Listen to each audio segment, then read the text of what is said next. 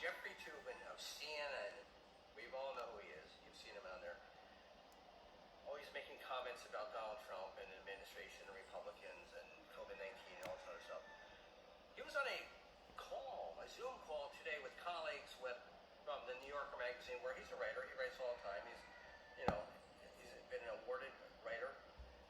Apparently he was masturbating while he was on the video call. They couldn't see him, obviously, it was the head up. And then once the camera went down, he thought he turned off to disconnect. And they caught him whacking his willy. The colleagues caught him whacking his willy live in front of colleagues on Zoom. So this is your typical leftist dickweed, or dickhead, I guess you could call him that, got caught masturbating on his Zoom call. Who the hell is on his Zoom call? So he's sitting there, I guess, just a shirt on and probably no pants, whacking his willy on his Zoom call with colleagues. Nobody could see that he was moving his arm. Holy crap. These are the people on CNN, and you wonder why CNN has such lousy audiences. They have no viewership. And this is not the kind of publicity you want. So this guy's married, so he works for CNN, so he's taking a leave. Yeah. He works at the New Yorker, which suspended him. CNN should suspend him they're investigating. What is they're investigating? A bunch of people saw him play with his penis. You can't make this up. This is what goes on. And they say things about Republicans and Donald Trump and anybody who doesn't follow this socialist crap you see all the time on CNN. CNN is 24/7 anti-Trump. 24/7. And it has been for the last 4 years. Everything is Trump. It's so bad, just like MSNBC. But Jeffrey Toobin, one of the big blowhards on that station, they always call him for political analysis or legal analysis, got caught masturbating on Zoom. When will these people learn? I swear I'm wearing pants. I got pants on.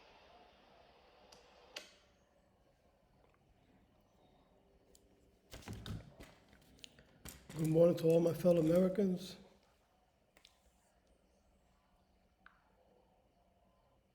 You just heard that one. Incredible, but true. Okay. It's incredible. Hey, if you're going to do something like that, you're going to relieve yourself. Why don't you do it in the privacy of your own home? Why you have to do it on the job? These people are terrible. I just figure out, analyzing everything, that the Democrat Party has turned into a evil, depraved, demented, let me put it another way, deranged party. Everybody that's deranged or sick or have no shame or are just extremely evil, that's the party they go to. And that's the party which will open their arms to them. You got Joe Biden, you got Pelosi, you got Kamala Harris. Hey, this is the party of the corrupt. It's the mob party. Before I start, I want to send a salute to all my fellow American veterans of the DAV and veterans of all organizations, and never forget those who have made the ultimate sacrifice in order to keep our country free, which these Democrats, now the CPUSA, officially the CPUSA, Communist Party of the United States of America, wants to destroy. So be careful what you wish for. Thank God Donald Trump is gaining more and more popularity, and according to the polls, not the liberal polls, the real polls, he's the one who's winning. And if you want to hear talk about winning, go to Dr. Stephen Turley. He's tremendous. He'll lift your morale and boost you. Wow, way beyond your dreams. This guy's great. Let me go to another video here. This is from Dr. Stephen Turley. What happened is it's short, and that's why I put it on because Dr. Stephen Turley is great, but his videos last a little bit too long, and I always usually want to put 2 or 3, maybe even 4 videos, depending how short they are. So here I go with Dr. Stephen Turley about Biden rallies versus MAGA Trump rallies.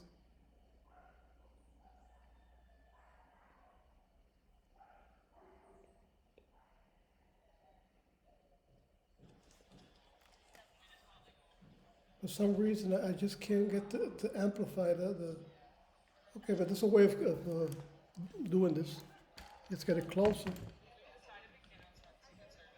There you go.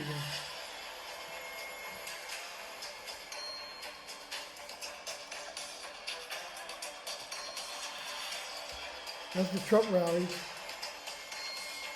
And you'll soon see the Biden rallies. That's a Trump rally.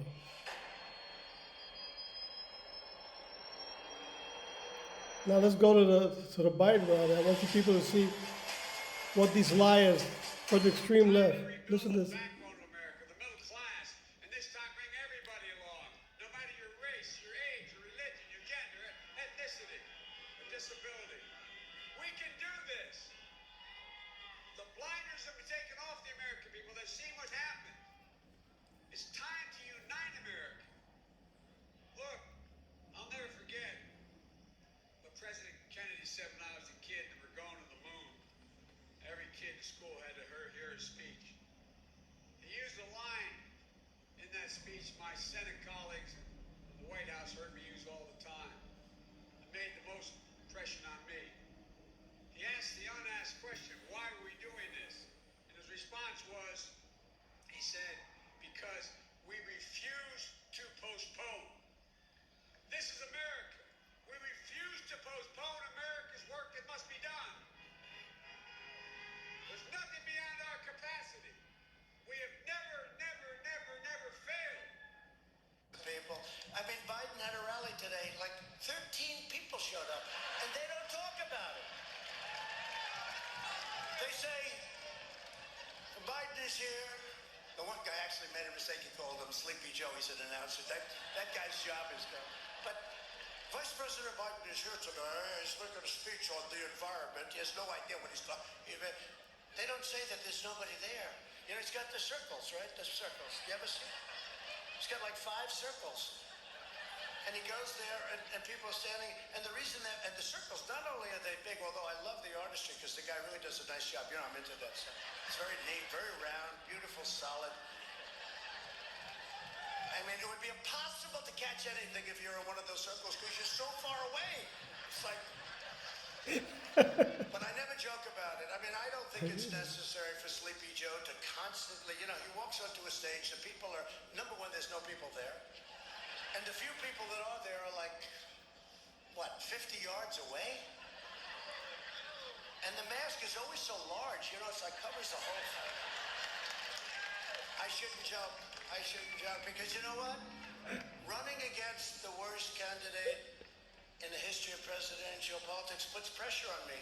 Could you imagine if I lose my whole life? What am I going to do?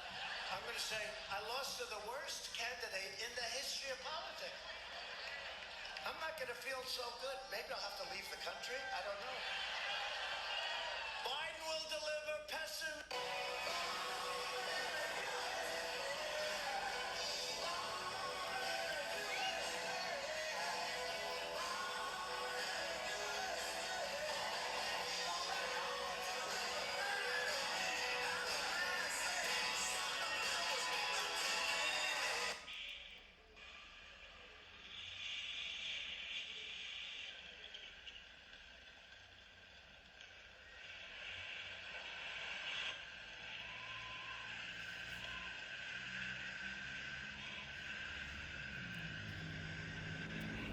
Okay, let me stop here. Trump, you're great. Trump is just great. I love hearing him because he's just a natural comedian. He could stand up. He could do stand up comedy, and it'll be a blast. Oh, talking about blast, you heard people blasting their horns and screaming 4 more years. It was Trump supporters were screaming while Joe Biden was speaking. They wouldn't turn the cameras around to see how many they would, because the people that were screaming at him were across the street from a distance. 4 more years and blowing their horns. I got one more here. But before I go with this last one, which is a bomb on Biden, reveals Hunter's criminal activities. These people should be in prison. Don't forget Florida to vote for Maria Elvira Salazar for Congress. She's going to be a great conservative in Congress. We need her in Congress. And all the states, don't forget to vote conservative. You want to save America? You want to stop these criminal activities in California, New York, Seattle, Chicago? Vote conservative. Let's get these Democrats out. And Donald Trump, to see if we can freeze the accounts of the communists in Cuba and replace it with a person like Jose Daniel Ferrer Garcia, who wants to see his country free. Okay, let me see. Let me go with this last one. So, my friends and followers, God bless you all, and I'll see you hopefully tomorrow. Today is the 20th of October, 2020. My name is Eduardo Rodriguez, here from my studio, or so-called studio. I know I'm not one of the best, but I'm trying because everybody needs to get into this to help elect Donald Trump again. And no more Democrats. They're gonna have to, next time if you wanna vote, go a little bit further to the right, not extreme right, I'm talking about a little bit further to the right and vote for a harder conservative, not a Democrat, because now you see they have turned into what we kind of like already realized, really a solid communism. That's what they are, communists. Okay, so I'll go with this one and see you soon. Bye-bye.